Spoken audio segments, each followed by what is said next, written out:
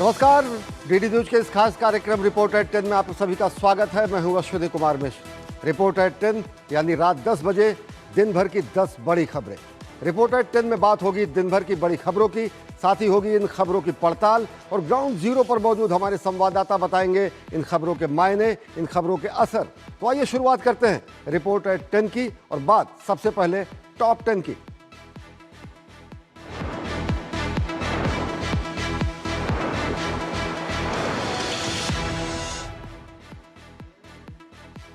और report eight 10 में बात करते हैं दिन भर की सुर्खियों की। तार तार हुई मर्यादा और चूर चूर होगा अहंकार। खबर पश्चिम बंगाल से होगी, जहां पर राष्ट्रपति के अपमान की घटना के बाद प्रधानमंत्री नरेंद्र मोदी ने तीखी प्रतिक्रिया दी है।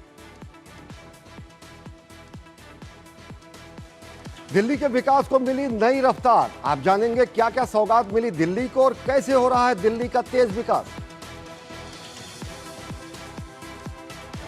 आपदा सरकार ने रोका दिल्ली का विकास। दिल्ली को विकास परियोजनाओं के लोकार्पण और शिलान्यास के मौके पर प्रधानमंत्री ने साधा पूर्व आम आदमी पार्टी की सरकार पर करारा निशाना। इजराइल ईरान के बीच संघर्ष का 9वां दिन। पश्चिम एशिया में जारी संघर्ष की एक एक खबर और एक एक डेवलपमेंट से होंगे आप रूबरू। ट्रंप का ईरान से समझौते से इनकार। हम नहीं करेंगे समझौता। जारी जंग के बीच क्यों ट्रंप ने कहा कि ईरान के खिलाफ युद्ध समाप्त नहीं होगा। बिहार में 2 दशक एक चेहरा, अब नया उत्तराधिकारी। कैसे संभालेंगे नीतीश कुमार के पुत्र निशांत कुमार पिता की विरासत और राज्य की सियासत। और पाकिस्तान में तेल से हाहाकार। दिनों दिन खस्ता हाल होती जा रही है पाकिस्तान की अर्थव्यवस्था। तेल ही नहीं, अर्थव्यवस्था के हर मोर्चे पर पाकिस्तान हो रहा है फेल। पहले लगाया हैवी टैरिफ, अब पैसा करेगा वापस। जब सुप्रीम कोर्ट अमेरिका ने ठहराया टैरिफ को अवैध, तो सरकार कैसे करेगी भरपाई। भ्रष्टाचार मुक्त नेपाल का सपना बालन शाह कितना करेंगे पूरा। कैसे आम चुनाव के बाद नेपाल में सुनाई दे रही है ऐतिहासिक परिवर्तन की आहट। महिला सशक्तिकरण की नई गाथा। देश और दुनिया ने नारी शक्ति को किया सलाम। दिखाएंगे आधी आबादी के सशक्तिकरण की कहानी।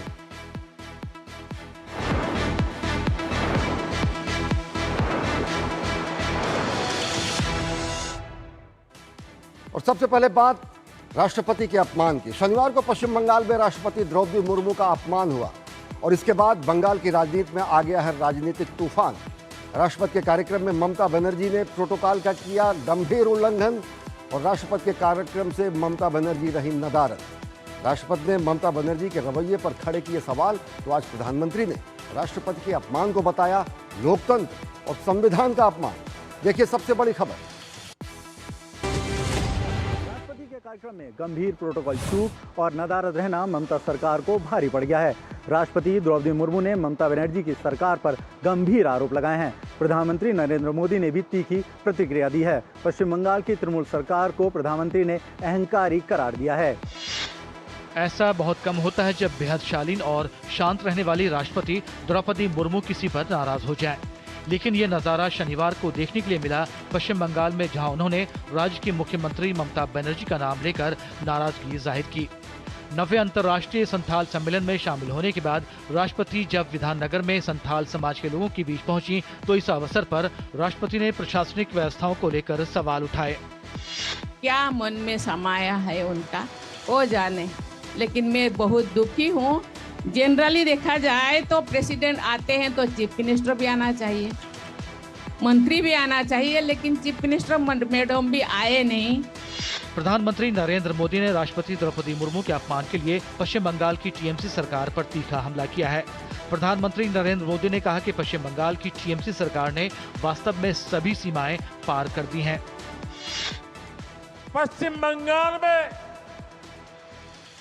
टीएमसी सरकार ने देश की राष्ट्रपति आदरणीय द्रौपदी मुर्मू जी का घोर अपमान किया है। ये राष्ट्रपति जी के अपमान के साथ साथ देश के संविधान का भी अपमान है, देश के संविधान के स्पिरिट का भी अपमान है। बीजेपी ने भी ममता सरकार पर जोरदार हमला बोला। ममता जी और उनके सरकार के आचरण से देश के संविधान के सर्वोच्च पद पर बैठी महामहिम राष्ट्रपति का अपमान हुआ है। ये बहुत शर्मनाक है, भर्त्सना योग्य है। लेकिन मुख्यमंत्री ममता बनर्जी राष्ट्रपति के अपमान के मुद्दे पर गलती मानने की बजाय अब इसे राजनीतिक रंग देने की कोशिश में जुट गई हैं। ये कोई पहली बार नहीं है जब ममता बनर्जी ने संवैधानिक पद और संस्थानों का अपमान किया हो। इससे पहले भी ममता बनर्जी ऐसा कर चुकी हैं।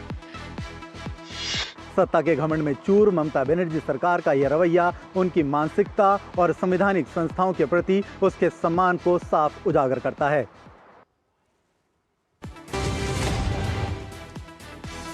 रविवार को प्रधानमंत्री नरेंद्र मोदी ने दिल्ली में करीब 33,500 करोड़ की विकास परियोजनाओं का शुभारंभ किया। इन विकास परियोजनाओं में मेट्रो के नए कॉरिडोर और सरकारी कर्मचारियों के लिए नए आवास शामिल हैं। रविवार का दिन दिल्ली के लिए हजारों करोड़ की विकास परियोजनाओं का उपहार लाया। प्रधानमंत्री नरेंद्र मोदी ने 33,500 करोड़ रुपए की परियोजनाओं का शुभारंभ और शिलान्यास किया। पीएम ने दिल्ली मेट्रो के 2 नए कॉरिडोर का शुभारंभ किया। मजलिस पार्क, मौजपुर, बाबरपुर कॉरिडोर लगभग 12.3 किलोमीटर और दीपाली चौक मजलिस पार्क कॉरिडोर लगभग 9.9 किलोमीटर लंबे हैं। मेट्रो फेज 4 के शुरू होने के साथ दिल्ली मेट्रो का नेटवर्क 375 किलोमीटर से भी आगे पहुंच गया है। दुनिया के बड़े बड़े शहरों में भी मेट्रो का इतना बड़ा नेटवर्क नहीं है। जो मेट्रो का नया सेक्शन शुरू हुआ है उससे राजधानी के लाखों लोगों को बहुत बड़ी सुविधा मिलने वाली है। पीएम ने जनरल पूल रेजिडेंशियल अकोमोडेशन पुनर्विकास योजना के तहत 15,200 करोड़ रुपए की कई परियोजनाओं का उद्घाटन और शिलान्यास किया। ये परियोजनाएं नई दिल्ली के सरोजनी नगर, नेताजी नगर, कस्तूरबा नगर और श्रीनिवासपुरी जैसे प्रमुख स्थानों पर संचालित हैं। एक समय था जब दिल्ली में खराब व्यवस्थाओं की ही चर्चा होती थी। शहर के एक हिस्से से दूसरे हिस्से तक पहुंचने में कई घंटे लगते थे। बस स्टैंड पर बसों और ऑटो के इंतजार में माताओं बहनों का समय बर्बाद होता था। लेकिन आज दिल्ली की तस्वीर बदल रही है। प्रधानमंत्री ने आयुष्मान भारत और पीएम स्वनिधि योजना की लाभार्थी महिलाओं को कार्ड भी प्रदान किए। इससे पहले पीएम ने दिल्ली के सरोजनी नगर में नए बने सरकारी आवासों का अवलोकन भी किया। पीएम ने इन आवासों की चाबियां भी सौंपी। प्रधानमंत्री नरेंद्र मोदी ने कहा कि दिल्ली की तस्वीर अब बदल रही है। इन विकास की परियोजनाओं के माध्यम से दिल्ली वासियों को बेहतर यातायात, स्वास्थ्य और आवास मिलेगा। उन्होंने ये भी कहा कि दिल्ली का भविष्य और भी ज्यादा उज्जवल होगा। प्रधानमंत्री नरेंद्र मोदी ने एक बार फिर दिल्ली की आपदा सरकार को निशाने में लेते हुए कड़ी आलोचना की है। प्रधानमंत्री नरेंद्र मोदी ने कहा है कि इस सरकार से मुक्ति पाना बहुत जरूरी था। प्रधानमंत्री ने दिल्ली की पहले की केजरीवाल सरकार पर जमकर हमला बोला। पीएम ने कहा कि करीब 10 वर्षों तक दिल्ली में जो आपदा सरकार थी उसने विकास का हर काम ठप कर रखा था। अब दिल्ली से जुड़ी विभिन्न चुनौतियों के समाधान के लिए सरकार मिशन मोड पर काम कर रही है। प्रधानमंत्री ने यह स्पष्ट किया कि स्वार्थ और राजनीति के चलते दिल्ली के विकास को रोका गया था। एक समय था जब दिल्ली में खराब व्यवस्थाओं की ही चर्चा होती थी। शहर के एक हिस्से से दूसरे हिस्से तक पहुंचने में कई घंटे लगते थे। लेकिन आज दिल्ली की तस्वीर बदल रही है। पीएम ने कहा कि आपदा सरकार ने स्वास्थ्य सेवाओं का बुरा हाल कर रखा था। केंद्र सरकार आयुष्मान भारत योजना को लागू करने के लिए चिट्ठियां लिखती थी, लेकिन आपदा सरकार को गरीबों के स्वास्थ्य की कोई परवाह नहीं थी। उनका तरीका था काम कम, बहाने ज्यादा। अब बहाने बंद, काम शुरू। आपदा वालों का तरीका था काम कम, बहाने ज्यादा।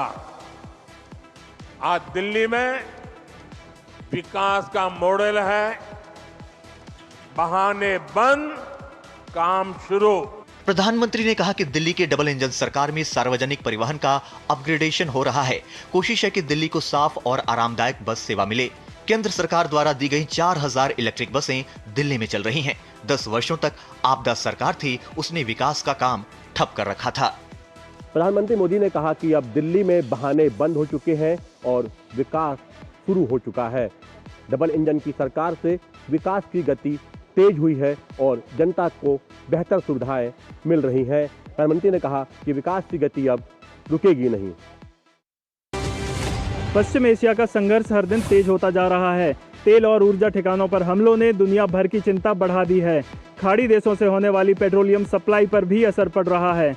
विशेषज्ञों का मानना है कि अगर यह युद्ध लंबा चला तो दुनिया भर में महंगाई और सामान की कमी जैसी चुनौतियां बढ़ सकती हैं। पश्चिम एशिया में जंग हर गुजरते दिन के साथ और खतरनाक होती जा रही है।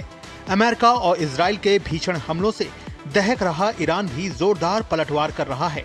मिसाइलों और ड्रोन की गूंज के बीच ये संघर्ष 9वें दिन में प्रवेश कर चुका है और हालात ऐसे हैं कि फिलहाल किसी भी पक्ष के झुकने के आसार नहीं दिख रहे। हमले में आयतुल्ला अली खमेनी की मौत के हफ्ते भर बाद ईरान का नया सुप्रीम लीडर चुन लिया गया है। ईरान के जिस धार्मिक निकाय ने खामनेई के उत्तराधिकारी का चुनाव किया है, उसने बताया कि नए सुप्रीम लीडर के नाम का ऐलान बाद में किया जाएगा। दोनों पक्ष अब एक दूसरे के तेल संसाधनों को निशाना बना रहे हैं। इजराइल ने ईरान में तेल भंडार से जुड़े ठिकानों पर हमले शुरू कर दिए हैं। इजरायली मीडिया वायनेट के मुताबिक ईरान के 30 फ्यूल टैंकों और कई तेल डिपों को निशाना बनाया गया है। इजराइल ने तेहरान और अलबुरज प्रांतों में सबसे ज्यादा हमला किया है, जिसकी चपेट में कई तेल डिपो आ गए हैं। हमले के बाद तेल डिपो में आग लग गई। ईरान के एनर्जी इंफ्रास्ट्रक्चर पर हमले के बाद ईरान ने भी इजराइल के हाइफा में एक तेल रिफाइनरी पर हमला कर दिया। ईरान के रिवोल्यूशनरी गार्ड्स ने यह भी दावा किया कि वो अमेरिका और इजराइल के खिलाफ कम से कम 6 महीने तक तीव्र युद्ध लड़ने की क्षमता रखता है। इजराइल ने आज सुबह दक्षिणी लेबनान पर फिर से हमला किया, जिसमें ईरान के रिवोल्यूशनरी गार्ड्स की कुर्द फोर्स की लेबनानी ब्रांच के कमांडरों को भी निशाना बनाया गया। लेबनान के स्वास्थ्य मंत्रालय ने कहा है कि दक्षिणी लेबनान में इजरायली हवाई हमलों में 8 लोग मारे गए हैं। पश्चिम एशिया में बढ़ते तनाव के बीच जर्मन फ्रिगेट FGS नॉर्डर्न वेस्टफॉलेन रविवार को साइप्रस के लिमासोल पोर्ट पर पहुंचा। ईरान और इजराइल के बीच यह टकराव सिर्फ सैन्य ठिकानों तक सीमित नहीं रहा। तेल और ऊर्जा केंद्र भी लगातार निशाने पर हैं। ऐसे में सवाल है कि क्या यह संघर्ष यहीं थमेगा या पश्चिम एशिया किसी बड़े टकराव की ओर आगे बढ़ रहा है। ईरान की नेवी डुबा दी, वायुसेना को उड़ा दिया, मिसाइल फैक्ट्रियां तहस नहस कर दी। 42 ईरानी जहाज गहरे समुद्र के नीचे हैं। ईरान के साथ जारी जंग के बीच ट्रंप का यह दावा अली लारिजानी के बयान के बाद आया है। लारिजानी ने कहा, इन हमलों के लिए अमेरिका को भारी कीमत चुकानी पड़ेगी। पश्चिम एशिया में बारूदी संग्राम पिछले 9 दिन से जारी है और दोनों में से कोई भी पक्ष पीछे हटने को तैयार नजर नहीं आ रहा है। अमेरिका के राष्ट्रपति डोनाल्ड ट्रंप ने ईरान पर अमेरिकी इजरायली हमलों के बीच एयरफोर्स 1 में पत्रकारों से बात करते हुए कहा कि हमने ईरानी नौसेना को नष्ट कर दिया है। ईरान की नौसेना अब समुद्र की तलहटी में है। ट्रंप ने ईरान के साथ जारी युद्ध को खत्म करने से साफ मना कर दिया है।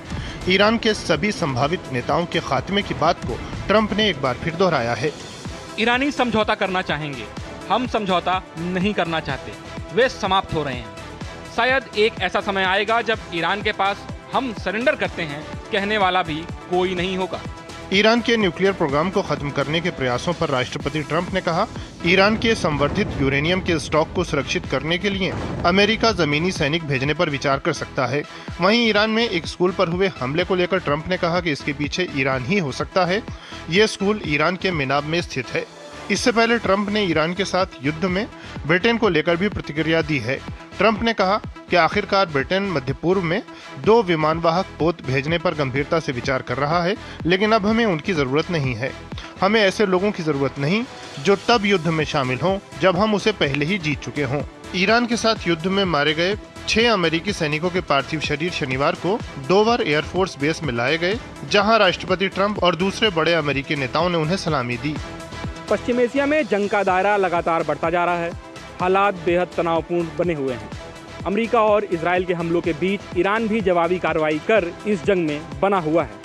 दोनों पक्षों के तीखे बयान और सैन्य कार्रवाई इस बात का संकेत दे रहे हैं। फिलहाल इस संघर्ष के थमने के आसार नजर नहीं आ रहे हैं। 2 दशक एक नया चेहरा और अब एक नया उत्तराधिकारी। बिहार की राजनीति में रविवार को एक नया मोड़ सामने आ गया जब निशांत कुमार जदयू पार्टी में शामिल हो गए। निशांत के जदयू में शामिल होने से जहां पार्टी के कार्यकर्ता काफी उत्साहित नजर आए, वहीं विरोधी खेमे में काफी हलचल देखने को मिली। बिहार की राजधानी पटना में नए सियासी युग की शुरुआत हो गई। 2 दशकों से बिहार के मुखिया रहे सीएम नीतीश कुमार के बेटे निशांत कुमार जनता दल यूनाइटेड में शामिल हो गए। निशांत केंद्रीय मंत्री ललन सिंह, संजय झा समेत पार्टी के तमाम नेताओं की मौजूदगी में जेडीयू के सदस्य बन गए। इस दौरान पार्टी के लोगों का भी जोश हाई रहा। पटना स्थित पार्टी के प्रदेश कार्यालय में कार्यकारी राष्ट्रीय अध्यक्ष संजय झा ने निशांत को सदस्यता दिलाई। जेडीयू की सदस्यता ग्रहण करने के बाद निशांत कुमार ने अपने पिता नीतीश कुमार के प्रति अटूट विश्वास जताते हुए कहा कि वे पूरी निष्ठा के साथ पार्टी के लिए कार्य करेंगे। हम सब मेरे पिताजी श्री नीतीश कुमार के मार्गदर्शन में काम करेंगे। जनता ने जो मुझ पर विश्वास किया है, मैं उस पर खरा उतरने की कोशिश करूंगा। निशांत कुमार की राजनीति में एंट्री को लेकर कार्यकर्ताओं में खुशी की लहर है। वरिष्ठ नेताओं ने निशांत कुमार का खुले दिल से स्वागत किया है। बहुत शानदार, बहुत जानदार ज्वाइनिंग हुआ है। युवाओं का जो अरमान था बिहार के और जो जनता दल के नेताओं का जो लगातार डिमांड था, उसको आज पूरा कर लिया गया। निशांत कुमार की इस राजनीतिक एंट्री को नीतीश कुमार की विरासत संभालने के तौर पर देखा जा रहा है। पार्टी के भीतर उन्हें मुख्यमंत्री बनाने की मांग पहले से उठ चुकी है। सत्ता परिवर्तन के इस दौर में निशांत का सक्रिय राजनीति में आना न केवल जेडीयू के भविष्य को नई दिशा देगा, बल्कि बिहार के आगामी राजनीतिक समीकरणों को भी पूरी तरह से बदल सकता है। बिहार की जनता के मन में सबसे बड़ा सवाल यह है कि क्या नीतीश कुमार की राजनीतिक विरासत को निशांत कुमार एक नई गति दे पाएंगे। पाकिस्तान में इस समय डीजल और पेट्रोल के दामों में 55 रुपए की कुल बढ़ोतरी हुई है, जिसकी वजह से पाकिस्तान की आर्थिक स्थिति बहुत ही खराब नजर आ रही है। पाकिस्तान के पेट्रोल पंप पर इस वक्त लंबी लंबी कतारें लगी हुई हैं, जो इस बात का सबूत है कि पाकिस्तान की आर्थिक स्थिति आने वाले समय में बहुत ही ज़्यादा खराब होने वाली है।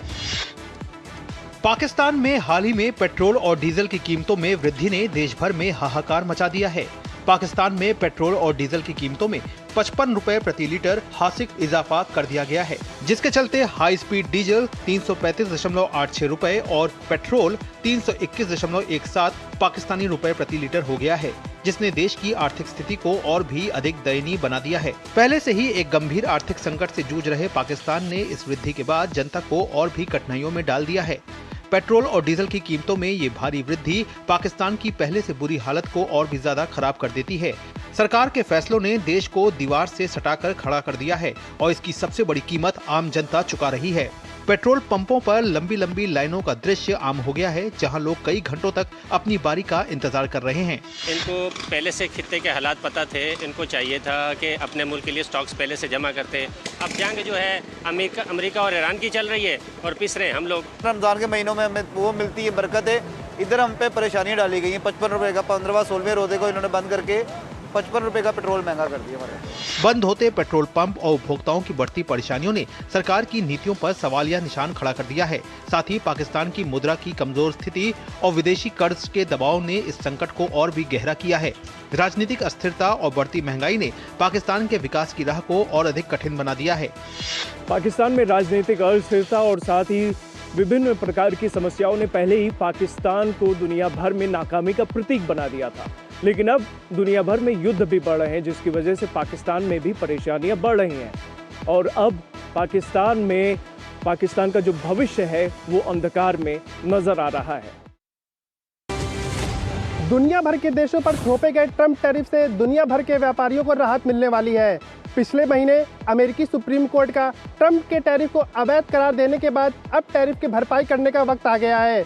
अब ट्रंप सरकार 45 दिन में रिफंड सिस्टम तैयार कर विश्व भर के देशों को ब्याज सहित पैसा वापस करेगी।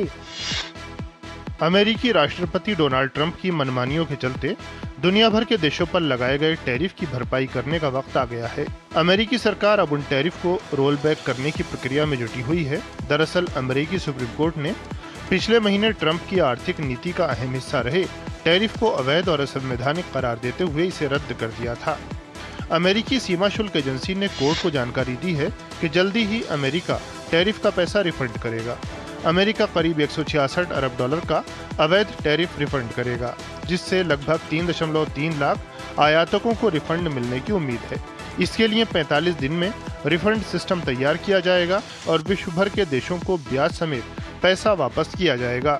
टैरिफ रिफंड के लिए आयातकों को एक साधारण घोषणा पत्र भरना होगा, जिसमें टैरिफ पेमेंट का विवरण देना होगा। अच्छी बात यह है कि इसके लिए अलग से मुकदमा करने की जरूरत नहीं पड़ेगी।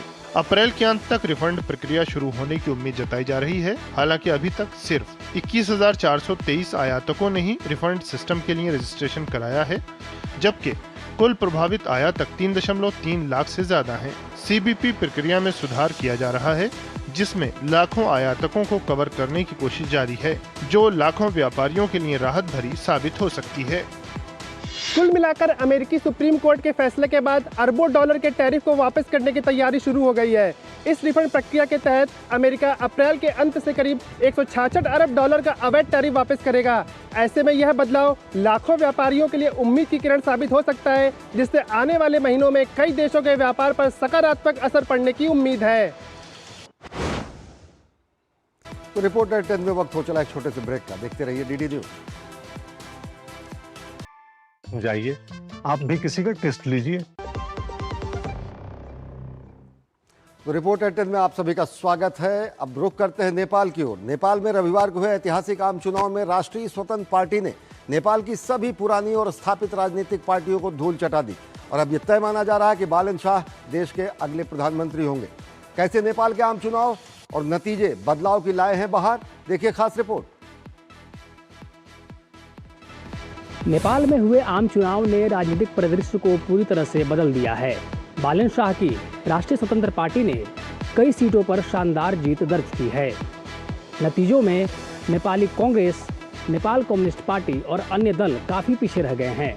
नतीजे दर्शाते हैं कि नेपाल में अब बदलाव की बयार बह रही है। रैपर से नेता बने बालेन शाह की राष्ट्रीय स्वतंत्र पार्टी नेपाल में सत्ता की ओर बढ़ रही है। आरएसपी ने नेपाल की पुरानी और स्थापित राजनीतिक पार्टियों को धूल चटा दी। खास बात यह है कि बालेन ने नेपाल के पूर्व प्रधानमंत्री केपी शर्मा ओली को लगभग 50,000 वोटों के अंतर से हराया। बालेन शाह की पार्टी ने काठमांडू घाटी के सभी निर्वाचन क्षेत्रों में परचम लहराया। ये नतीजे नेपाल की पुरानी राजनीतिक व्यवस्था में बड़े बदलाव का संकेत है, जहाँ भ्रष्टाचार और भाई भतीजावाद के खिलाफ जनता का गुस्सा स्पष्ट रूप से देखने को मिला। नेपाल के राजनीतिक इतिहास में ये पल एक नए युग की शुरुआत को दर्शाता है, क्योंकि बालेन ने मधेसी समुदाय से ताल्लुक रखते हुए अपनी पार्टी को एक नई दिशा दी है। उन्होंने चुनाव प्रचार के दौरान खुद को मधेसी बेटा के रूप में पेश किया और अब की बार बालेन सरकार का नारा बुलंद किया। इस जीत ने पुरानी पार्टियों के लिए एक बड़ा झटका दिया, जो जनता के विश्वास को जीतने में विफल रही थी। अब बालेन शाह नेपाल के अगले प्रधानमंत्री बनने के सबसे मजबूत दावेदार हैं और उनके लिए ये एक कठिन चुनौती होगी कि वे अपने शासन में भ्रष्टाचार पर पूरी तरह से लगाम लगाएं और एक स्वतंत्र विदेश नीति के साथ नेपाल को वैश्विक मंच पर मजबूती से स्थापित करें।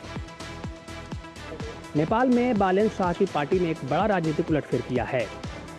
अब देखना होगा कि बालेन शाह अपनी पार्टी की उम्मीदों पर कितना खरे उतरते हैं और नेपाल को भ्रष्टाचार मुक्त और समृद्ध की दिशा में ले जाने में कितना सक्षम होते हैं। तो रिपोर्टर 10 में फिलहाल इतना ही। देश और दुनिया की ताज़ा तरीन खबरों के लिए देखते रहिए डीडी न्यूज़। नमस्कार।